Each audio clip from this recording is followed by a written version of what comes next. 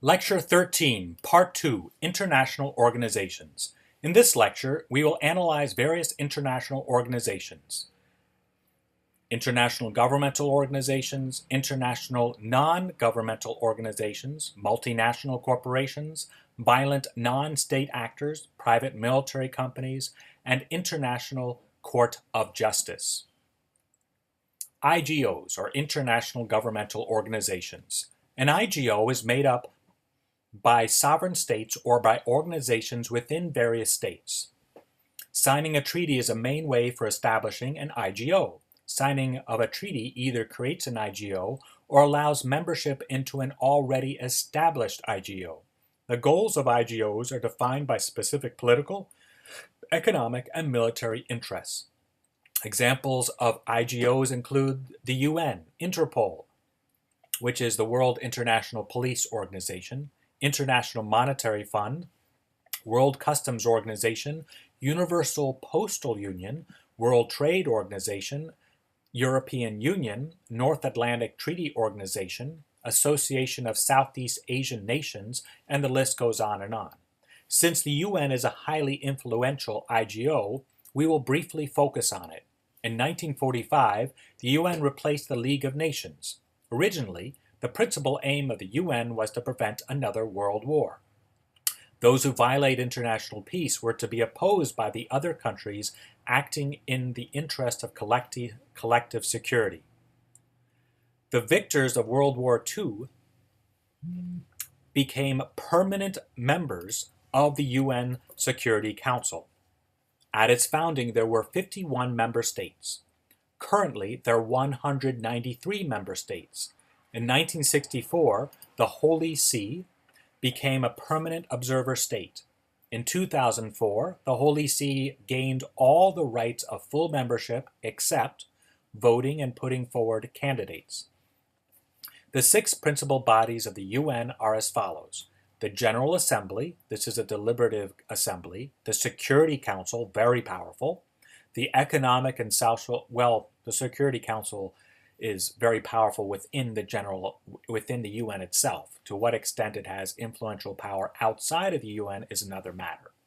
So we have the General Assembly, the Security Council, the Economic and Social Council, the Secretariat, the International Court of Justice, and the United Nations Trusteeship Council.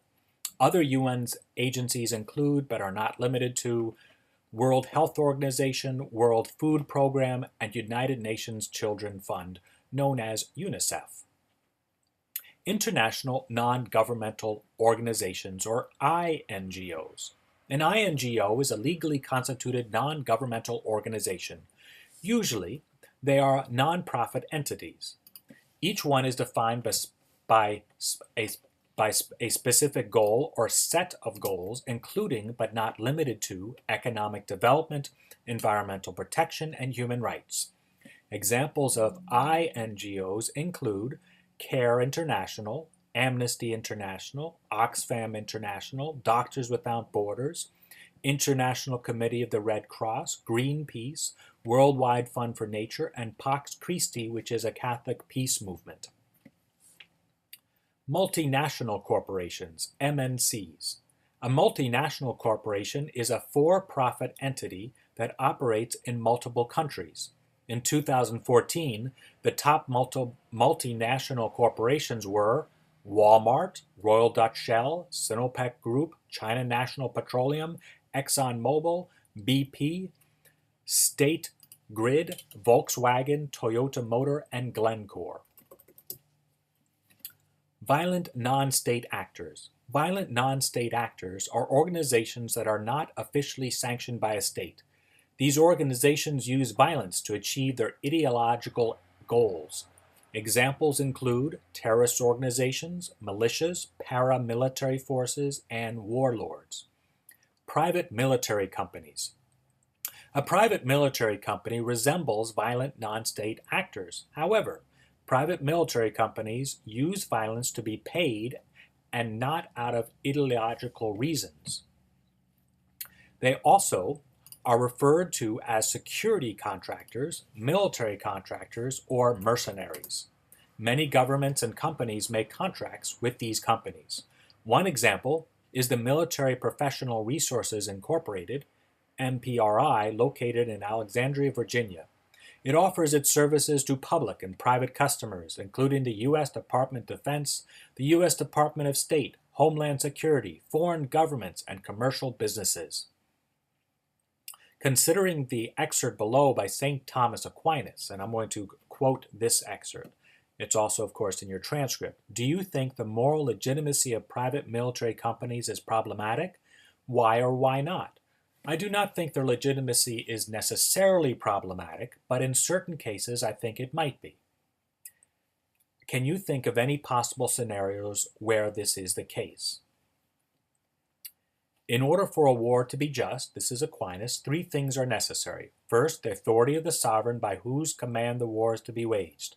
For it is not the business of private individual to declare war, because he can seek for redress of his rights from the tribunal of his superior. Moreover, it is not the business of a private individual to summon together the people, which has to be done in wartime. And as the care of the common weal is committed to those who are in authority, it is their business to watch over the common weal of the city, kingdom, or province subject to them. And just as it is lawful for them to have recourse to the sword in defending that common weal against internal disturbances, when they punish evildoers according to the words of the apostle, he beareth not the sword in vain, for he is God's minister, and avenger to execute wrath upon him that doeth evil. So too it is their business to have recourse to the sword of war in defending the common weal against external enemies. Hence it is said to those who are in authority, rescue the poor and deliver the needy out of the hand of the sinner. And for this reason, Augustine says, the natural order conducive to peace among mortals demands that the power to declare and counsel war should be in the hands of those who hold the supreme authority. End of quote. The International Court of Justice, or ICJ, or World Court. The ICJ, commonly known as the World Court, is overseen by the UN. It is based in The Hague, the capital city of the province of South Holland, the Netherlands. After the disputes are submitted, the ICJ arbitrates between states that have agreed to abide by its rulings. Besides arbitrating, the ICJ also advises on legal issues. Since the ICJ greatly lacks ability to enforce its decisions, it is relatively weak. Knowing this, states will only abide by its decisions if it is in their interest to do so. These are just a few practical activities to reflect upon. According to the official UN site, the UN is central to global efforts to solve problems that challenge humanity. Of the 14 tasks attributed to the UN, which one do you think is most important and why? And here they are. Human rights, promoting gender equality and promoting the advancement of women, protecting the environment, fighting disease, reducing poverty, setting standards for air travel, improving telecommunications, consumer protection, ending drug trafficking, ending terrorism, assisting refugees, clearing landmines, expanding food production, fighting against AIDS. In 2002, the UN began developing Millennium Development Goals, and they came up with 8. Of the 8 identified goals in the declaration, which one do you think is the most significant and potentially helpful or harmful to the world if implemented? 1. Eradicate extreme poverty and hunger. 2. Achieve universal primary education. 3. Promote gender equality and empower women. 4. Reduce child mortality. 5. Improve maternal health. 6. Combat HIV, AIDS, malaria, and other diseases. 7. Ensure environmental sustainability. And 8. Global partnership for development.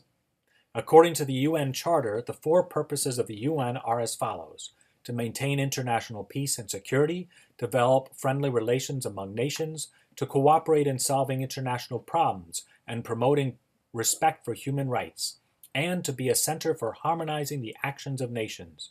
Regarding the 4 purposes, is the UN considered a world government? And if so, why? If not, why not? And what does the UN do?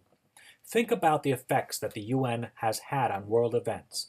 Has the UN helped the international community in a positive way or a negative way or both? How, specifically? And finally, what are the UN's limitations? God bless.